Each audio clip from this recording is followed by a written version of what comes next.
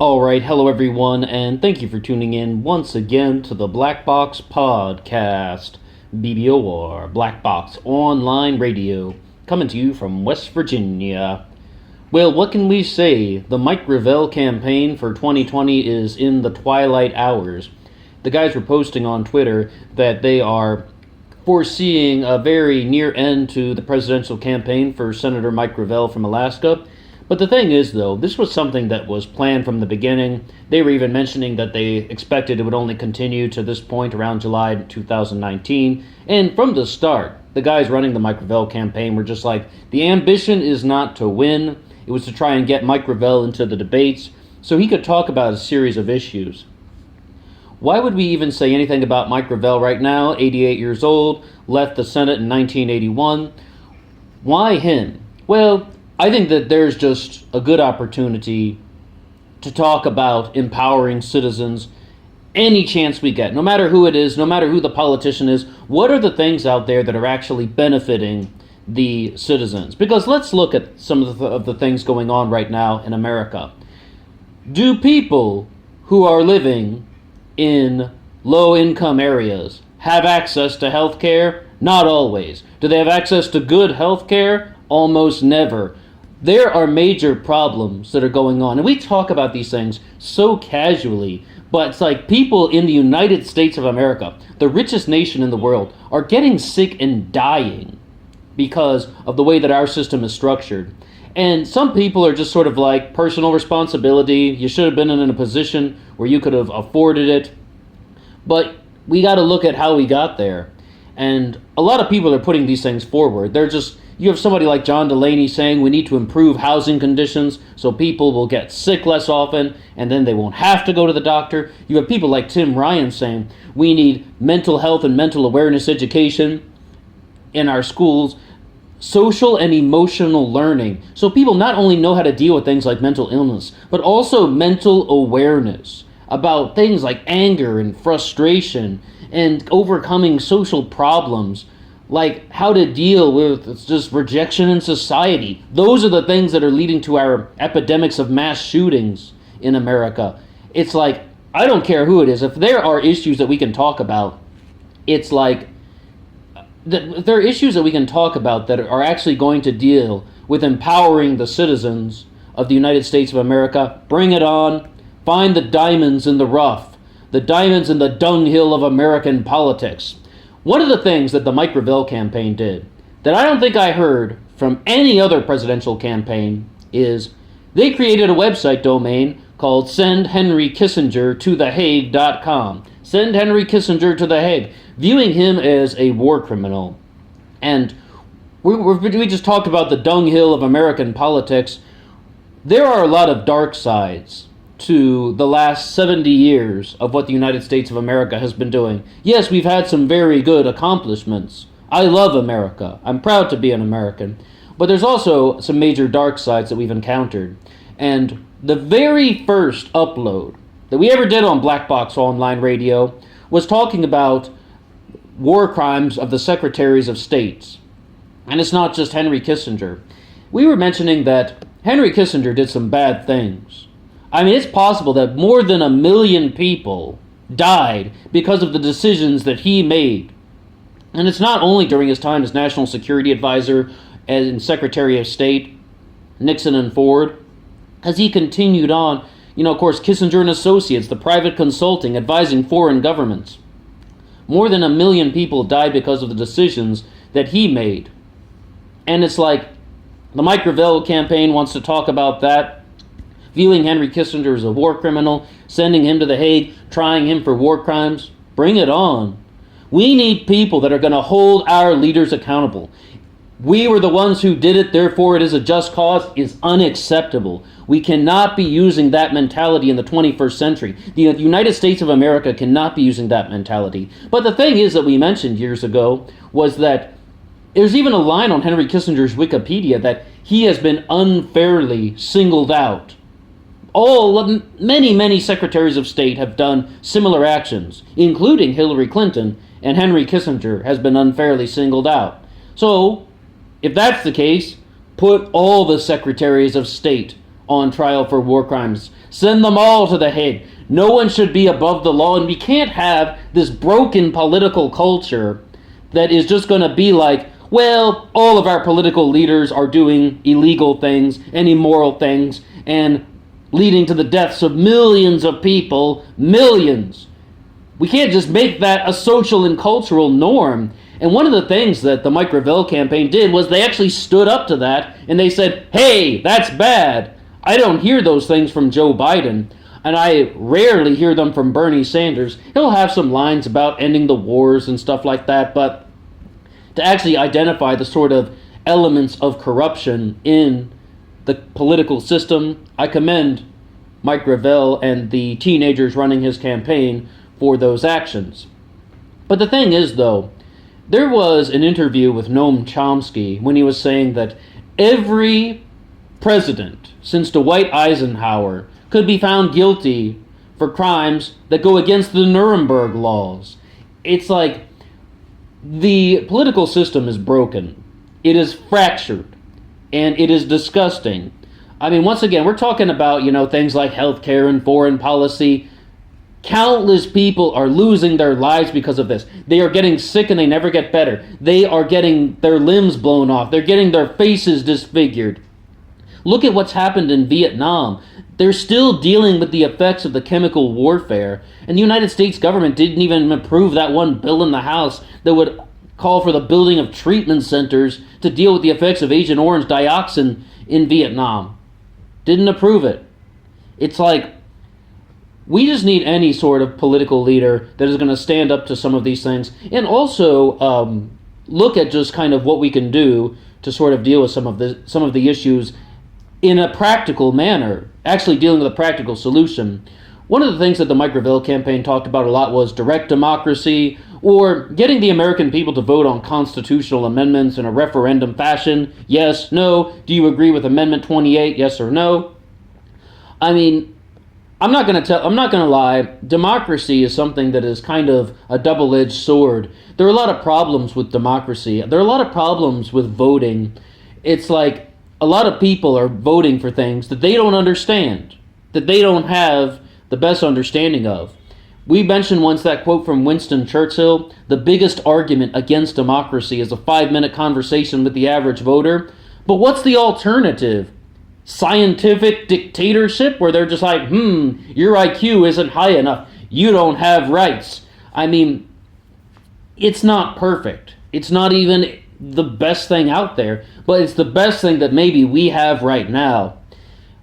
What I would hope, though, from all the people running for president is that they're actually going to recognize that there is some sort of humanity left in the political system, and they're actually going to be trying to put forward at least a few ideas that are going to be somewhat beneficial to the average individual, to the fast food worker, to the retail worker, and to the people like the school teachers, and to absolutely anybody who needs their health care, needs their medication, and needs their treatment.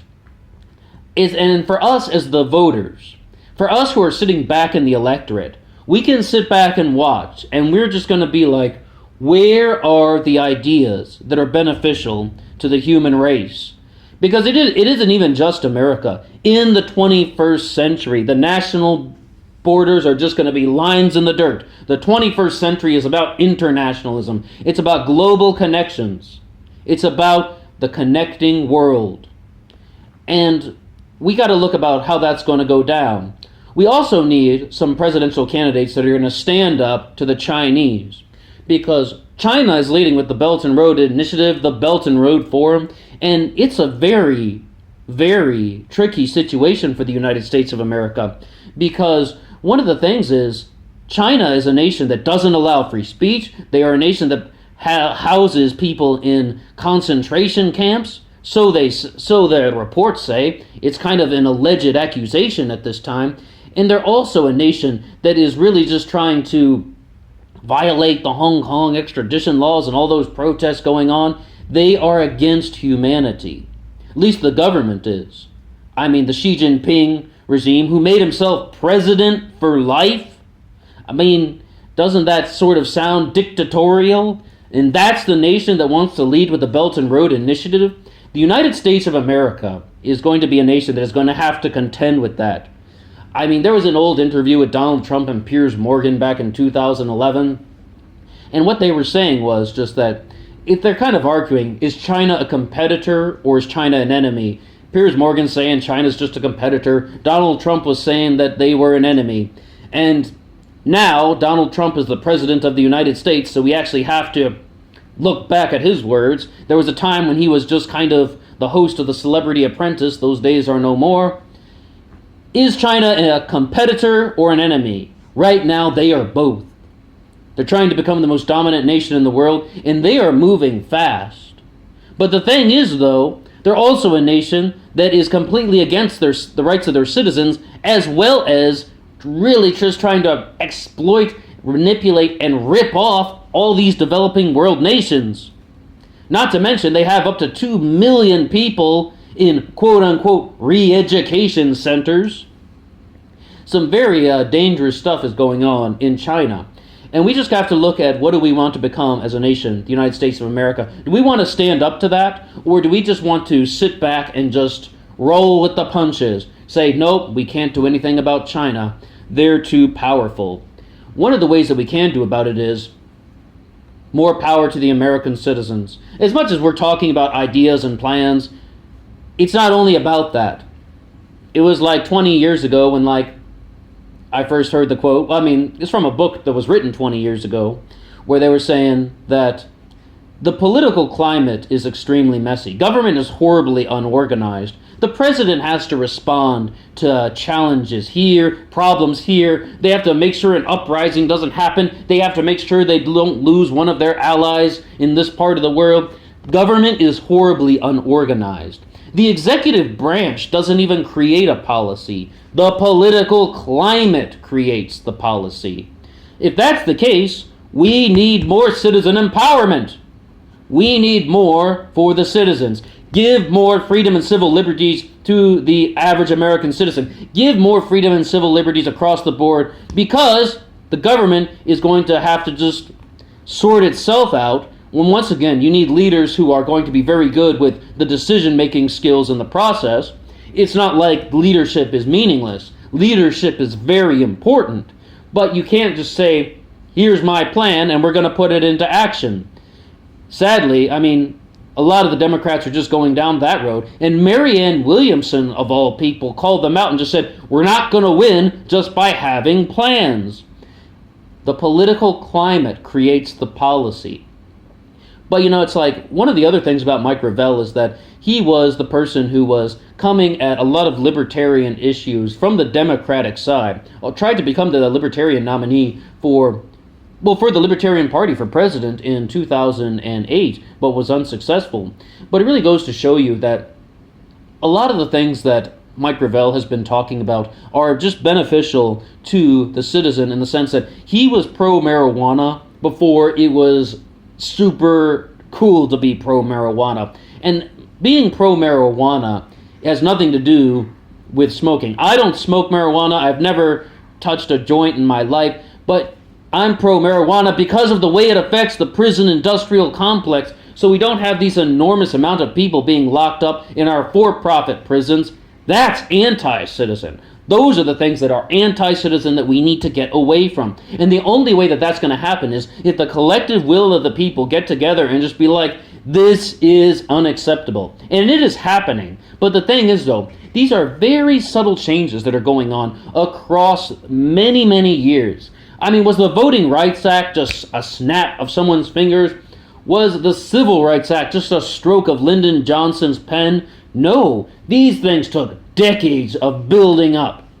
It's not even about the civil rights era. Look at all the changes, going from slavery to the Civil War to just the areas of the time during Reconstruction, fighting in World War I, and even after all that stuff, Jim Crow. All of those things took years of building up. Very small changes towards something called progress. And it's like, we really just have to know who's going to be going up against Donald Trump in 2020. We know what Donald Trump is like as a president now. It's been practically 3 years since he took the oath of office. So it's like, we know what his presidency is going to be like, and the American people have to ask themselves, do they want to vote for Donald Trump, or do they want to vote for a different type of candidate? Overall, though, Donald Trump, I would say, is definitely somebody who has not been standing up to China. He is definitely someone who first said that China was an enemy all those years ago, then he ate some chocolate cake with Xi Jinping down at Mar-a-Lago. Now everything's okay. Even Kim Jong-un, yeah, we're friends. We're in love with the North Korean dictator. So many things are going on with these guys in Asia, and the Americans are just going to have to decide what is going to be the policy toward the nations in the Far East. John Delaney, of all people, was somebody who said, bring back the Trans-Pacific Partnership. Why? Because the Trans-Pacific Partnership excluded China. Massive trade agreement with, 14 nations or something like that? But China wasn't one of them. And John Delaney was saying that this is a way to use economics as a lead for foreign policy, and it would give America a leg up in the Far East. But of course there are a lot of oppositions to the TPP. Bernie Sanders said it would send jobs overseas, and maybe there was a certain argument to be there for that. But the economist Michael Hudson was more saying that there's a line in the Trans-Pacific Partnership where if a nation has a certain environmental law that prevents a company from doing business there, like they can't mine in this area, they can't drill for oil in this country because of a certain environmental protection, that country's government has to pay the company money. If Exxon wants to drill in country X, but country X says, well, no, we have an ecological protection against that, they have to pay Exxon money. So what are the nations going to do? They are just going to strip away all of their environmental protections, and it's just going to be a free-for-all for mining and for big oil and for just natural resource companies. They would be, in short, gutting the earth. And that's why a lot of people on various sides of the aisle were just opposed to the Trans-Pacific Partnership. One of the things that I didn't really hear talked about much on the cable news shows, but it's a messy issue. It's a very messy issue, so I can't really endorse what John Delaney was saying. But here's a big thing, though, about what Delaney's plan versus Mike Gravel's plan. What John Delaney would propose, bring back the Trans-Pacific Partnership, does that benefit the average citizen? Not exactly. That's more for the companies, and that's more for the politicians. If we're going to look at some of the stuff that Mike Gravel was talking about, more for the people. Direct democracy, legalization of marijuana, and making sure that your votes are counted correctly, and also identifying that a lot of our political leaders are war criminals. These things are things that just the American people are going to have to deal with, and we cannot accept that it is just okay because all the politicians are bad. All of our political leaders do bad things, therefore it's okay. Does anybody remember that Bill Clinton violated the War Powers Act during the bombing of Kosovo? I mean, that's a horrendously illegal thing. It's just, but it gets away with it. Bill Clinton got in more trouble for getting fellatio. It's a very, very weird world that we live in, but it doesn't seem so weird once you recognize that it's all just about manipulation, or they're playing off of emotional issues. They use, psychology to manipulate the masses of the public, Edward Bernays and all that, and that's as far as I would go with something like that. It's not brainwashing. They're putting up things that are simple and easy to follow and very emotional because it's easy for people to watch. There's no grand sort of kind of evil state-controlled media. No, they're putting up things that are easy and simple for people to watch, and that also allows the politicians to get away with all of their fucking dirty work. Because sometimes those things aren't that attractive to show on the evening news. Well, we started out talking about Mike Gravel today, mentioned a lot of things about the Mike Gravel campaign, but got off on a whole bunch of other issues. What do you have to say about any of the ideas that we put forward? And I would just ask the big question. What should be the United States' role with the Chinese? Would you be for something like the Trans-Pacific Partnership, or would you be for a different approach to dealing with nations in Asia? If you have anything to say at all, please drop a comment below, and until next time.